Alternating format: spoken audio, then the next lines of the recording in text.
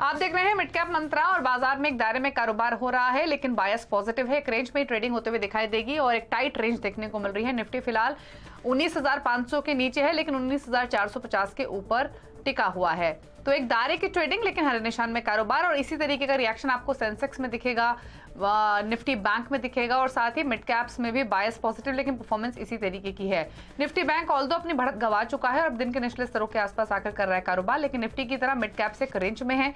Small caps में volatility कम है, buying भी ज्यादा है, 1% के आसपास इंडेक्स ऊपर कर रहा है ट्रेड। फटाफट से देखते हैं एनएससी स्टैट्स और उसके बाद इंटरनेशनल क्यूज को देखेंगे और फिर बाजार की बड़ी बातें आपको बताएंगे। एनएससी स्टैट्स देखेंगे तो मार्केट की ब्रेथ आपको पॉजिटिव दिखाई देगी, क्योंकि 1911 स्टॉक बढ़कर ट्रेड कर रहे हैं। बाइंग क्योंकि मिड कैप स्मॉल कैप में, इसलिए आपको एनएससी स्टैट्स में तेजी का रुझान दिख रहा है। गिरने वाले स्टॉक्स की संख्या 934 है।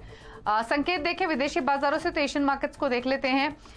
यूएस इन्फ्लेशन डेटा के बाद से ही जो बायस है विदेशी बाजारों पॉजिटिव हुआ है। निक्केई को छोड़ दें तो सभी बाजार तेजी में कर रहे हैं ट्रेड। सिर्फ एक निक्केई है जो फ्लैट टुवर्ड्स नेगेटिव बासत कर रहा है कारोबार। यूरोपियन मार्केट्स की जो शुरुआत है इस समय वो भी मिक्स्ड हुई है।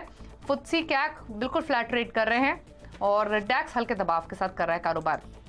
अमेरिका के फ्यूचर्स दिखाते हैं, 67 पॉइंट्स नीचे डाउ फ्यूचर्स ट्रेड कर रहा है। नेस्डेक का फ्यूचर बिल्कुल फ्लैट है, तो कोई खास एक्शन अमेरिका के फ्यूचर से भी दिखाई दे नहीं रहा है। तो ऐसे में हुआ क्या है अब तक बाजार में, बाजार की बड़ी बात आपके लिए लेकर आते हैं। तो हल्की तेजी के साथ सीमित दायरे में कारोबार हो रहा है।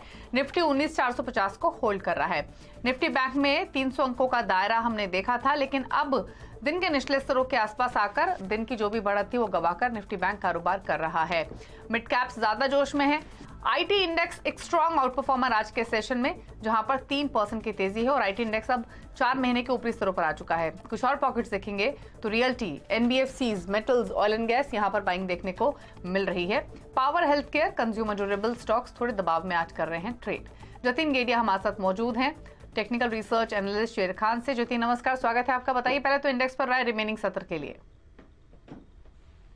देखिए, गुड आफ्टरनून दीपाली जी। तो हमारा जो शेर खान रिसर्च टीम का जो व्यू है कि पिछले 7 से 8 ट्रेडिंग सेशन में निफ्टी 19,300 और 19,700 के रेंज के अंदर ही ट्रेड कर रहा है। कल के ट्रेडिंग सेशन में उसने एक ब्रेकआउट दिया पिछले ट्रेडिंग सेशन में फर्स्ट हाफ में, लेकिन वो ब्रेकआउट सस्टेन नहीं कर पाया और फिर से वो रेंज के अंदर आ गया। तो हमें लगता है कि कहीं ना कहीं ये निफ्टी एक टाइम वाइज करेक्शन से गुजर रहा है। हमें लगता है कि ये जो पिछले 2 वीक में जो राइज हुआ था उसका एक कंसोलिडेशन है और ये कंसोलिडेशन एक फ्लोर बनाएगा, अपने आप के लिए एक बेस बनाएगा, जहां से जो नेक्स्ट लेग ऑफ अपमूव है वहां से स्टार्ट हो सकता है। हमें लग रहा है कि यहाँ पे एक बाइंग करने की सलाह रहेगी। In the case of Nifty हमें लगता है कि नीचे में 19,370 का जो स्टॉप लॉस है, स्टॉप लॉस के साथ हमें बाय करना चाहिए। ऊपर में हमें लगता है कि 19,600 19,670 के जोन अगले 1-2 ट्रेडिंग सेशन में आने चाहिए, तो बाइंग की ही सलाह रहेगी। In the case of bank Nifty में भी हमने देखा है एक फॉलिंग चैनल में से कल के ट्रेडिंग सेशन में ब्रेकआउट दिया, लेकिन ब्रेकआउट सस्टेन नहीं हुआ और ब्रेकआउट फेलियर हो गया। लेकिन अभी भी स्ट्रक्चर बिगड़ा नहीं है। हमें लगता है कि 44,600 44,550 एक स्ट्रॉन्ग सपोर्ट जोन है। वहां पे क्रूशियल 50% फिबोनाची रिट्रेसमेंट लेवल्स है और गैप एरिया भी है। तो ये दो पैरामीटर्स बैंक निफ्टी को कहीं ना कहीं सपोर्ट देंगे और ज्यादा गिरने नहीं देंगे। हमें लगता है कि बैंक निफ्टी में भी एक बाइंग करके ही चलना चाहिए। ऊपर में हमें लगता है कि 44,900 45,000 के लक्ष्य हमें 1-2 ट्रेडिंग सेशन में दिखने चाहिए और नीचे में हमें 44,500 का एक स्टॉप लॉस लगा के उसमें बाइंग करनी चाहिए। तो दोनों निफ्टी और बैंक निफ्टी में बाइंग की ही सलाह रहेगी। ठीक है, चलिए, तो ये सजेशन रहा आपके लिए। निफ्टी बैंक पर डिप्स पर बाय करने की ही सलाह है। चलिए जतिन, ट्रेड्स बताइए कौन सा आइडेंटिफाई किया आपने। आज के ट्रेडिंग सेशन में हमने देखा है कि आईटी सेक्टर एक आउट परफॉर्मेंस दिखा रहा है। तो पहला जो ट्रेड होगा वो हमारा विप्रो होगा। तो विप्रो ने हमें लगता है कि एक डेली चार्ट्स के ऊपर 20 डे मूविंग एवरेज पे सपोर्ट लेके फिर से एक नई रैली शुरू कर दी है। हमें लगता है कि 390 के स्टॉप लॉस के साथ उसमें बाइंग की जा सकती है। ऊपर में हम एक्सपेक्ट कर रहे हैं कि 430 से लेके 440 के लक्ष्य इन द शॉर्ट टर्म हमें दिखने चाहिए। तो विप्रो में हमारी पहली बाइंग की सलाह होगी। जो दूसरी ट्रेड रहेगा वो हीरो मोटोकॉर्प पे रहेगा। तो हीरो मोटोकॉर्प में हमने देखा है कि पिछले एक शार्प मूव के बाद पिछले 3-4 ट्रेडिंग सेशन से एक करेक्शन देखने मिला है, लेकिन आज के ट्रेडिंग सेशन में वो अराउंड 3100 के आसपास सपोर्ट लेके फिर से एक नई रैली और ऑन दी अपसाइड स्टार्ट करने की कोशिश कर रहा है।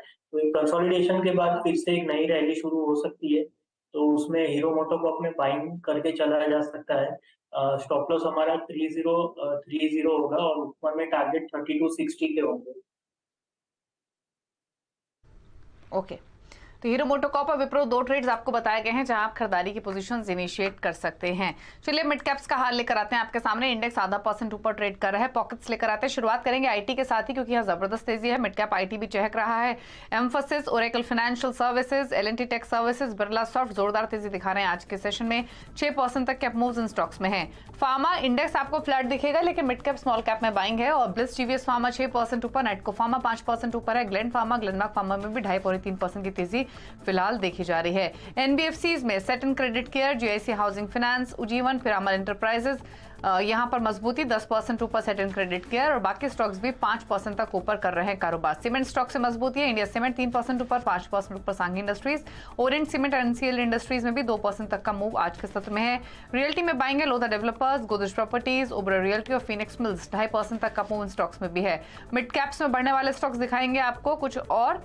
पतंजलि कल के लोअर सर्किट के बाद आज 5% अपर सर्किट पर है। जी एंटरटेनमेंट 4% ऊपर है। जिलेट 3.5% ऊपर। टाटा कम्युनिकेशन में भी 2% की तेजी फिलहाल देखने को मिल रही है। आगे बढ़ेंगे, कुछ खबरें आपको बताते हैं। और देश में राउंड ट्रिपिंग रोकने के लिए सरकार एक्शन में आ गई है, और सरकार जल्द ही दूसरे देशों से राउंड ट्रिपिंग रोकने के लिए नियम सख्त करने की तैयारी कर रही है। क्या है पूरी खबर बताने के लक्ष्मण रॉय हमारे साथ मौजूद हैं। लक्ष्मण, बताइए क्या डिटेल्स हैं। देखिए, दरअसल यहाँ पे जो राउंड ट्रिपिंग होती है, कई बार विदेशों में पैसा भेज करके वापस अपने पास ले आना, उसके लिए सरकार जो नियम है उसको और सख्त करने की तैयारी में है। इसमें 4 तरीके के नियम है जिस पर सख्ती का प्रस्ताव है। पहली बात तो ये कि सरकार इसके लिए फेम ओवरसीज इन्वेस्टमेंट रूल्स 2022 इसमें बदलाव कर सकती है। इसके सेक्शन 19 सब सेक्शन 3 में बदलाव कर सकती है। इसका मतलब ये होगा कि अगर कोई कंपनी, विदेश की कंपनी भारत में निवेश कर रही है या कर चुकी है, तो वैसी विदेशी कंपनी में आप कोई फाइनेंशियल कमिटमेंट कर रहे हैं, कोई कारोबारी सौदा कर रहे हैं, तो उससे जुड़े हुए जो नियम है उसको सरकार सख्त कर सकती है। दूसरा जो प्रस्ताव है वो ये है कि ODI, overseas direct investment, OPI, overseas portfolio investment, जिसके जरिए विदेशों में आप लिस्टेड अनलिस्टेड कंपनी में शेयर खरीदते हैं, विदेशों में आप इमूवेबल प्रॉपर्टी खरीदते हैं, तो उससे जुड़े हुए नियम सरकार यहां पे सख्त कर सकती है। तीसरी चीज जो है, जो होने की संभावना है, वो ये है कि डेट इंस्ट्रूमेंट की परिभाषा सरकार यहां पे और सख्त कर सकती है, क्योंकि डेट इंस्ट्रूमेंट के जरिए भी कई बार विदेशों से पैसा जाता है, विदेशों से पैसा आता है। इस तरीके से नॉन डेट इंस्ट्रूमेंट है, उस पर भी सरकार की नजर है। सूत्र ये बता रहे हैं कि इस पूरे प्रस्ताव के ऊपर प्रधानमंत्री कार्यालय, वित्त मंत्रालय की भी चर्चा हो चुकी है। अब इस पे चर्चा रिजर्व बैंक से भी होगी, और सभी राय आने के बाद सरकार समीक्षा करेगी और फिर इस पर अंतिम फैसला लेगी। लेकिन मुख्य मकसद यह है कि राउंड ट्रिपिंग को कैसे रोका जाए, विदेशों से पैसा घूम करके वापस आए तो आसानी से पता चल सके कि आखिर पैसा किसका था जिसकी राउंड ट्रिपिंग हो रही है। कई बार यह पता लगा पाना मुश्किल होता है। तो यह प्रस्ताव है जिस पर अभी विचार चल रहा है, बहुत जल्द इस पर फैसला हो सकता है। ओके, चलिए, तो ये एक इम्पॉर्टेंट खबर। शुक्रिया लक्ष्मण, ये एक्सक्लूसिव डिटेल्स बताने के लिए। तो राउंड ट्रिपिंग को रोकने के लिए सरकार का रवैया यहाँ से सख्त रह सकता है। बैंकिंग और इंश्योरेंस सेक्टर को जो विदेशी कंपनी में ओडीआई शर्तें होती हैं वो भी बदली जा सकती हैं। चलिए, कुछ स्पेसिफिक स्टॉक्स पर राय ले लेते हैं आज के सेशन में। हालांकि आइडियाज काफ़ी दिखाई देंगे आपको। अच्छा, इनफैक्ट एक चीज़ बताइए ज्योतिल, आपने विप्रो को पिक किया है, लेकिन अगर आप बाकी मिड कैप आईटी स्टॉक्स देखेंगे, L and T Tech Services, Birla soft, ये भी अच्छी स्ट्रेंथ दिखा रहे हैं। और किसी में कोई अपॉर्चुनिटीज दिख रही हैं क्या? देखिए, अगर जो मैं आईटी पैक की बात करूं तो हमें एक जो स्टॉक जो one of the top movers है के आगे 6% ऑलरेडी चल गया, इसके लिए मैंने दिया नहीं। लेकिन एम्फोसिस की अगर जो मैं बात करूं तो एक बहुत ही हायर बॉटम वीकली चार्ट्स के ऊपर बन रहा है। अगर जो कोई पोजिशनली लॉन्ग करना चाहता है तो डेफिनेटली एक अपॉर्चुनिटी है। हमें लगता है कि the short to medium term कहीं ना कहीं 2350 से लेकर 2400 तक के इसमें जाने का एक पॉसिबिलिटी है। रिस्क रिवॉर्ड करंट लेवल्स पे भी बहुत ही अट्रैक्टिव है। हमें अराउंड 1950 का एक स्टॉप लॉस लगाना होगा। 100 रुपीज के स्टॉप लॉस के साथ 300 टू 350 रुपीज के गेन के लिए हमें डेफिनेटली एम्फोसिस एक शॉर्ट टू मीडियम टर्म में एक बहुत ही अच्छा खासा सेटअप दिखाई दे रहा है हाई टाइम फ्रेम पे। तो एम्फोसिस भी बाय करके चला जा सकता है। ओके आज एक स्टॉक देखते हैं सोनाटा सॉफ्टवेयर का, जहां पर पिछले कुछ मिनटों के दौरान खरीदारी आई है। अदरवाइज ये उतना एक्शन में नहीं था और अब दिन के ऊपरी स्तर पर आ चुका है सोनाटा सॉफ्टवेयर। एक बार चलते हैं स्टॉक के चार्ट्स देखिए और बताइए अब क्या राय रहेगी आपकी। स्ट्रॉन्ग मोमेंटम 6% ऊपर। देखिए, अगर जो सोनाटा सॉफ्टवेयर में बात करूं तो वो एक फॉलिंग चैनल में से आज के ट्रेडिंग सेशन में एक ब्रेकआउट दिया है। Breakout I think above average volume की है, अराउंड 6 लाख के वॉल्यूम है। तो हमें लगता है कि इसमें एक प्राइस वॉल्यूम ब्रेकआउट आया है, तो इसमें इजीली 1100 1150 तक का एक अपसाइड पोटेंशियल दिख रहा है। इन 4 वीक का कंसोलिडेशन ब्रेकआउट है, तो हमें लगता है कि मोमेंटम भी स्ट्रांग रहेगा, वॉल्यूम के साथ बैक्ड है। तो हमें लगता है कि पॉजिटिव मोमेंटम इसमें कंटिन्यू रहना चाहिए। ऊपर में 1100 1150 तक के लक्ष्य इसमें शॉर्ट टर्म में मिलने चाहिए।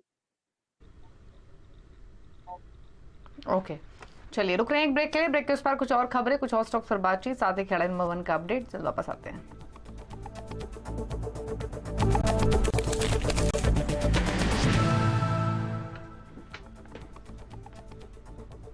आप देख रहे हैं मिड कैप मंत्रा और अब रुक करते हैं कुछ खबरों का। और चंद्रयान 3 की लॉन्चिंग के साथ भारत फिर इतिहास रचने वाला है। दोपहर 2:35 पर आयुष्मान आज चंद्रयान 3 लॉन्च करने जा रही है। भारत का ये तीसरा मून मिशन चंद्रयान 2 का फॉलोअप मिशन है। इसका मकसद चंद्रमा के दक्षिणी ध्रुव पर सॉफ्ट लैंडिंग करना है। चंद्रयान 3 इस खास सफर के बारे में अधिक डिटेल्स के इसीलिए चलते हैं सीधे मेरे सहयोगी विपिन भट्ट के पास। विपिन बताइए। हाँ जी, तो फिर ये प्राउड मोमेंट आने वाला है। 2019 का वो दिन भूलता नहीं है जब पूरी दुनिया की निगाहें थी हमारे उस चंद्रयान पर। बस थोड़ा सा चूक गए हम, थोड़ा सा, जब हमारा जो विक्रम लैंडर है उससे संपर्क टूट गया करीब 500 मीटर चंद्रमा की सतह से ऊपर और वो क्रैश कर गया। खैर वो पुरानी बात है, लेकिन हम फिर तैयार हैं चंद्रयान 3 के साथ इतिहास रचने के लिए। तो आइए आपको बताते हैं कि ये क्या कुछ कमाल करेगा। तो लगभग वैसा का वैसा ही मिशन है। चंद्रयान 2 का एक फॉलोअप मिशन है। थोड़ा बहुत अंतर है इसके अंदर, जहां पर लैंडर की सॉफ्ट लैंडिंग ये आज भी सबसे बड़ा ध्येय है, क्योंकि वहीं पर हम चूक गए थे। और फिर जब वो लैंड हो जाएगा तो रोवर जो है वो निकल के चंद्रमा की सतह पर चलाना, ये इस मिशन की 2 बड़ी बातें हैं। अब ये कैसे होगा, देखिए एक प्रोपल्शन मॉड्यूल है जो लेकर जाता, जिसको आप चंद्रयान कहते हैं, वो प्रोपोर्शनल मॉड्यूल है। दरअसल एक रॉकेट आज लेकर जाएगा, लेकिन वो तो सिर्फ उसे धरती के ऑर्बिट में छोड़ देगा, वहां से वो चंद्रमा तक पहुंचेगा।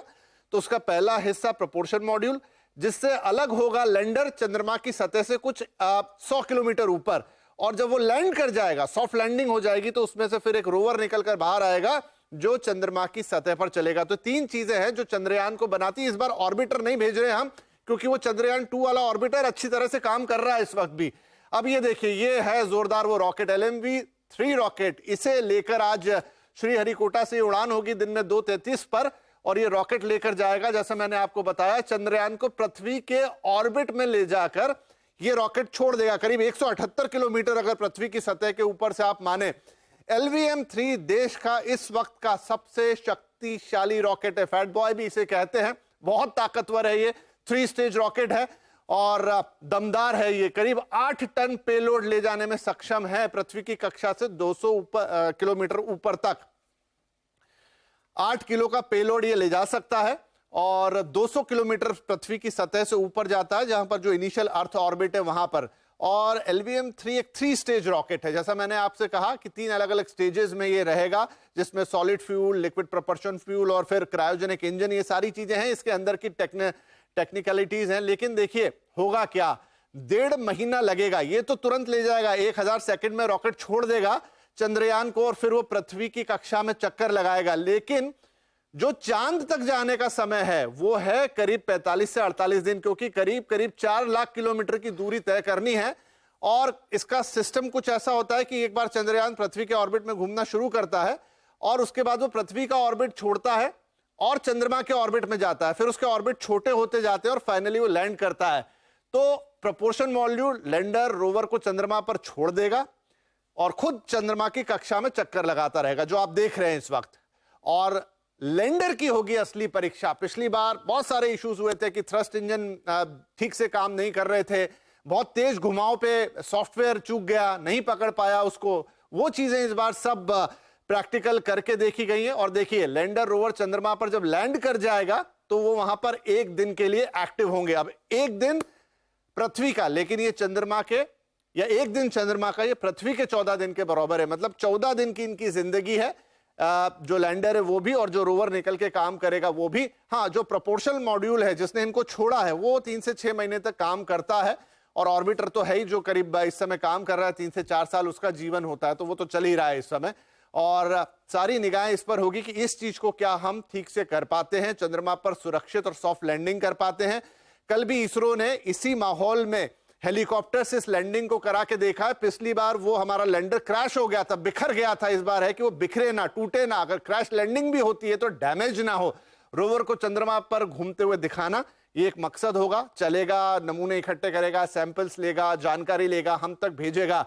लेकिन इंपॉर्टेंट बात यह है कि क्या हम ऐसा कर पाते हैं। कर लेंगे तो दुनिया के चौथे देश बनेंगे और दुनिया के पहले देश बनेंगे जो चंद्रमा के साउथ पोल पर यह कारनामा करके दिखाएंगे। बहुत खतरनाक जगह है चंद्रमा का साउथ पोल, वहां पर दिक्कतें होती हैं। आज तक कोई नहीं पहुंचा है, लेकिन इंडिया पहुंचेगा। तो चंद्रमा की सतह पर लैंडर की सॉफ्ट लैंडिंग कराना ही इसका उद्देश्य है। 2019 में विक्रम लैंडर की सॉफ्ट लैंडिंग नहीं हो पाई थी। 500 मीटर ऊपर संपर्क टूटा, थ्रस्टर में इश्यूज आया और वो क्रैश हो गया जाके चंद्रमा की सतह पर, और वो मिशन 70% ही पूरा हो पाया। तो थ्रस्टर्स में बदलाव किया गया इस बार। थ्रस्टर्स यानी वो छोटे छोटे इंजन जो उसको सॉफ्ट लैंडिंग में मदद करते हैं। इस बार ज्यादा संवेदनशील सेंसर्स लगाए गए हैं ताकि अच्छे से वो जगह को डिटेक्ट कर पाए, जहां उसको उतरना है वो चीज वो ठीक से डिटेक्ट करे। तो पिछली बार की जो सारी खामियां या कमियां रह गई थी उन्हें इस बार पूरा करने की कोशिश है। और उम्मीद हम यही करेंगे कि ये जो सीन अभी तो आप ये क्रिएटिव देख रहे हैं जो हमारे ग्राफिक्स टीम ने तैयार किया है, लेकिन साउथ पोल पर ये लैंडर उतरे, सुरक्षित उतरे, रोवर को हम चलता हुआ देखें। और ये इस बार जो है चंद्रयान 2, आपको याद होगा जहां वो क्रैश हुआ था उसकी साइड से कुछ 100 किलोमीटर दूर ये लैंडिंग कराई जाएगी। लेकिन ये साउथ पोल है, या सूर्य की किरणें तिरछी आती हैं, तो एक बहुत आसान टेरेन नहीं है लैंड करने के लिए। लेकिन ये चैलेंज लिया है इसरो ने कि वो यहीं पर कराएंगे। तापमान बेहद कम होता है, -180 डिग्री के आसपास ये तापमान चला जाता है, और इन सारी परिस्थितियों में लैंडिंग कराना उतना आसान नहीं है। फिर चंद्रमा पर कोई एटमॉस्फेयर नहीं है, तो वो जो ग्रेविटेशनल पुल है उसका सही आकलन आपको कर पाना बहुत मुश्किल होता है। लेकिन पानी मिलने की संभावना यहीं पर सबसे ज्यादा है। और आपको याद होगा हमारा जो चंद्रयान 1 था उसी ने बताया था कि चंद्रमा की सतह पर पानी है। निशान पहली बार ढूंढे थे, जिसको नासा ने भी कंफर्म किया था। तो बहुत लंबी कहानी है चंद्रयान की, लेकिन इस चंद्रयान 3 के साथ हम उम्मीद करते हैं कि हम एक बार फिर इतिहास जो पिछली बार बनते बनते रह गया था इस बार जरूर बना देंगे। कुछ एक दिन इंतजार करना होगा, लेकिन आज तो लिफ्ट ऑफ पे ही सबकी नजर रहेगी। 2:33 का इंतजार कीजिए। बिल्कुल, lot of hope, lot of excitement और डेफिनेटली अ प्राउड मोमेंट। जैसे विपिन ने भी कहा, 2:35 पर नजरें रहेंगी जब चंद्रयान 3 लॉन्च होगा। शुक्रिया विपिन आपका ये डिटेल्स और ये पूरा एलैबोरेशन करने के लिए। फटाफट से लेकर आते हैं खिलाड़ी नंबर 1 का अपडेट। मुकाबला चल रहा है सिक्योरिटीज के अमित त्रिवेदी, इक्विनॉक्स रिसर्च के पंकज रांदड़ और अरिहंत कैपिटल के रत्नेश गोयल के बीच में।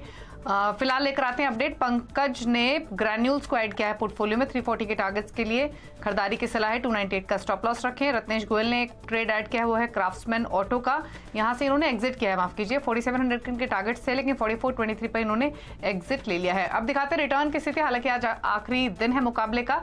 शुरुआत से लेकर अब तक रत्नेश ने अच्छी बढ़त बनाई हुई है और फिलहाल की स्थिति में भी रत्नेश ही लीड कर रहे हैं 15% प्लस रिटर्न के साथ। पंकज 2% प्लस रिटर्न दे रहे हैं और अमित त्रिवेदी का पोर्टफोलियो 1% के नेगेटिव रिटर्न्स दे रहा है।